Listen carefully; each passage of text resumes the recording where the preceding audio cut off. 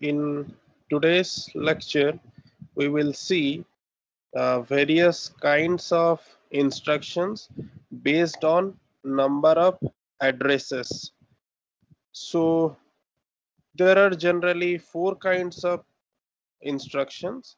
So first one is three address instruction, second one is two address instruction, third one is one address instruction, and the fourth one is zero address instruction. So first one we will see, that is three address instruction. In these kinds of instruction, we generally provide three addresses in an instruction. So for example, let us consider this expression, that is x equal to a plus b into c plus d. So how we will write this expression in assembly language if our computer supports three address instruction format? So we will see this one. So first what we will do, we will write add r1 comma a comma b. So here what is our assumption? Assumption is that the computer has two processor registers. So the computer has two registers inside it, and they are r1 and r2, and the symbol m within square bracket. So it means what? So see, suppose this is my memory, and in this memory there is a location named as A, there is a location named as B, there is another location which is named as C, and another location which is named as D. So we have four locations. Okay, so they may not be consecutive, but let us see. So this is A, this is B, this one is C, and this one is D, and we have another memory, that is X. So first what I will do, I will take the data from the address A. Okay, so what I will do, I will take the data from address A. Suppose the data is 45H. Okay, so in A we have 45H. Then what I will do, I will take the data from memory location B. So B is the address of memory location. We have to go to that address and we have to find what is the value stored in that address, and we have to fetch that value. So suppose this is 02H. Now 02H will come here. Then what we will do, we will add 45H with 02H, and we will store the result inside the processor register R1. So the result will be 47H. So now 47H is stored inside R1. Similarly, we will get the value from the location C and location D. Okay, and we will add these two values and we will store it inside R2. So now we have one operand inside R1 register, another operand inside R2 register. What we will do, we will multiply both, and then the result we will store in a location whose address is X. Okay, so X is the name of the address, and we will store our data, that is the result. Suppose it is 100H, then we will store 100H in that location. So this is how we will do, or we will write the equivalent assembly language instruction for x equal to a plus b whole into c plus d. So this is how we will write if our computer supports three address instructions format. Okay, so here the first operand is the destination, then the second operand is source 1, and the third operand is source 2. Okay, so this is how we will write an expression in 3 address instruction format. Okay, now we will see how to write the same expression if our computer supports only 2 address instruction. So let us see 2 address instruction. That means what will happen here?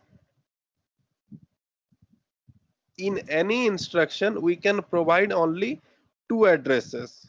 Okay, that means the opcode will be there, then we will have operand 1 and comma operand 2. So operand 1 is will act as destination and source 1. Okay, it will act as both, and the second one will act as source 2. So what will happen? We will add source 1 and source 2 and we will put inside destination. Okay, so we will add these two and we will put the result inside the same operand 1. So this is how we write instruction in 2 address instruction format. So let us see. We will solve the same expression, that is x equal to a plus b whole into c plus d using 2 address instruction format. So first what I will do, I have to get the data from the memory location A, the same thing which I explained in 3 address instruction. So from memory A I will get the data, I will put it inside R1 register. Okay, similarly what I will do, I will get the data from B, okay, from memory B, and I will add with R1, and again I will store the result in R1. So that's why what I wrote, add R1 comma B. So what will happen, the value that is stored in the address B, we will add that value with R1 and store the result inside the same register R1. Similarly, we will get the value from C and we will store it inside the register R2. Then again, I will get the data from the address whose name is D, add the content with the content of register R2, and the result will be stored in R2. Okay, by executing this instruction, the previous value of R2 is overwritten, whereas the content of D remain intact. Then what I will do, I will multiply R1 with R2 and store the result in R1, because I wrote multiply R1 comma R2. So R1 will be multiplied with R2 and the result will be stored in R1. Then after the result is stored in R1, then we have to write this instruction, that is move x comma R1. So whatever present in R1 will be copied to the memory location whose address is X or whose name is X. So this is how we will write the same expression if our computer supports only 2 address instructions. Now let us see, if we have 1 address instructions, then how we will solve the problem. So in 1 address instruction, we write like this, operand 1 and here opcode. So opcode operand 1. So if I am writing like this, then there is a implicit operand, that is accumulator, is present in each and every instruction. Okay, so in one address instruction, by default one operand is accumulator register. Okay, so that is what I wrote here. One address instruction use an implied accumulator register for all data manipulation. Okay, so let us see how we will write the same expression, that is x equal to a plus b whole into c plus d using one address instruction. So first what I have to do, I have to copy the content of A to the accumulator register. So for that what I wrote, load A. That means from the location A, data will be copied to accumulator register, because accumulator is by default present inside load instruction, add instruction. Each and every instruction has one operand, that is accumulator. So accumulator contains the now accumulator has the data that is copied from memory location A. Now what I will do, if I am writing add B, then what will happen? Already one operand is present inside the accumulator. Okay, already one operand is present inside the accumulator, and the second operand I will get from memory location B. I will add both and the result will be stored inside accumulator. See here, the first operand is accumulator and the second operand is stored in memory location B. You add both and you store in accumulator. Then what we will do, so a partial product or partial result, that is A plus B, is stored inside accumulator. So I have to send this result to a memory location, or I have to store this result in a memory location. Otherwise, if I will do any further manipulation inside the accumulator, then this value will be overwritten.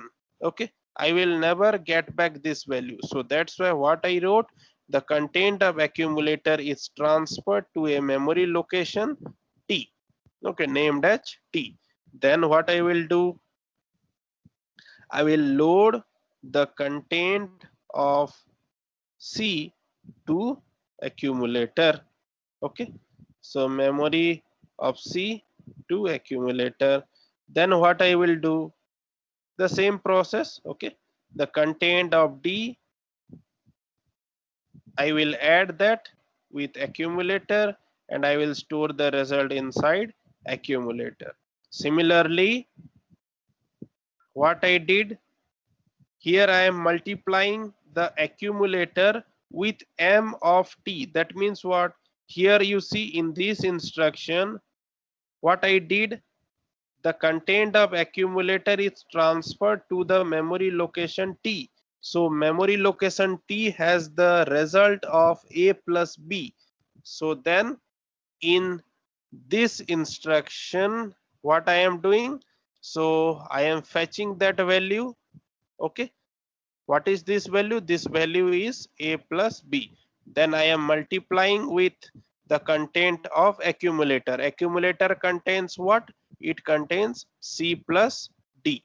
Okay, so then I am multiplying A plus B with C plus D and I am storing the result again inside the accumulator. Okay, so then from accumulator, what I am doing, I am transferring the data to the memory location X. Okay, so this is how we will solve the same expression if we have one address instruction.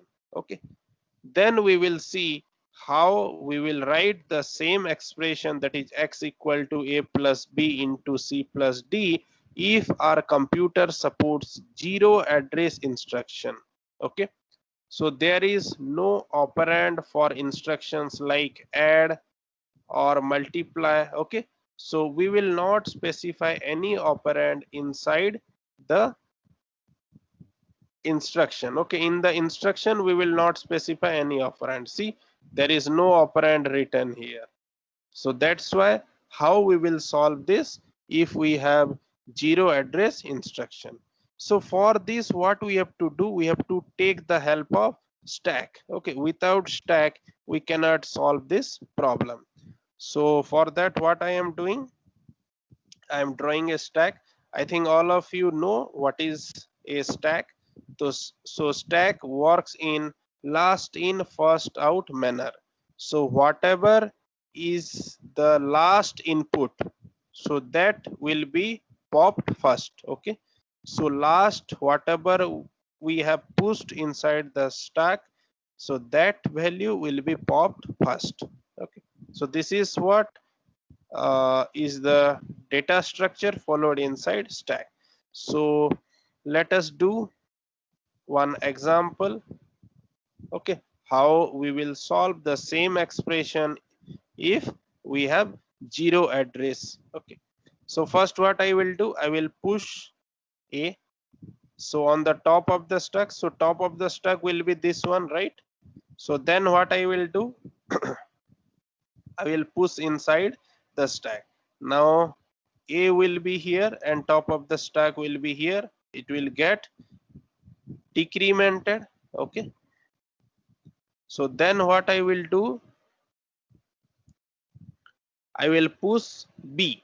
Okay, so then again I will push b and top of the stack will get incremented. Okay, it will come here. Then what I will do, I will, here I have written the instruction add.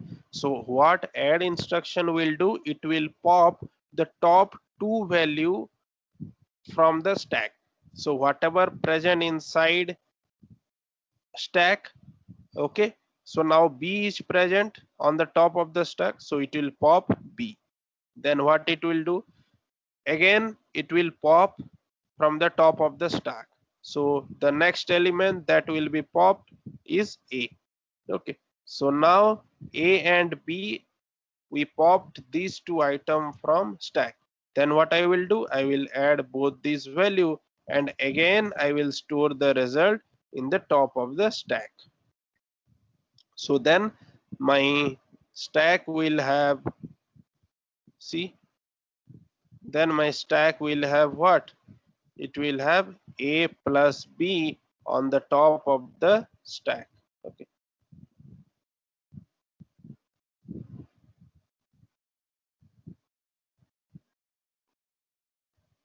so now my top of the stack will point here. Then what I wrote, I will push c on the top of the stack. So now c will be here. Then again I wrote d, so d will come here and top of the stack will be here. Okay, then what I will do, I wrote again add instruction. So what will happen, it will pop the top two element. So what are the top two element, d and c. So it will pop d and c, it will add and it will store the result inside the stack. Okay, so then we will write c plus d here and top of the stack will point in this location. Then what I wrote, I wrote multiply. Okay, so if I will write multiply, then what it will do, it will pop the top two element from the stack. So what is the top two element, one is c plus d, other one is a plus b. Then what it will do, it will multiply c plus d with a plus b and it will store the result on the top of the stack. So I have to erase these things. Then I will write, this is a plus b into c plus d here. Okay, and top of the stack will point here. Then what I wrote, I wrote the top of the stack, from the top of the stack I will move it to memory x. Okay, so what I will do, I will move the top of the stack, that is a plus b into c plus d, to memory. So this value will be copied to x.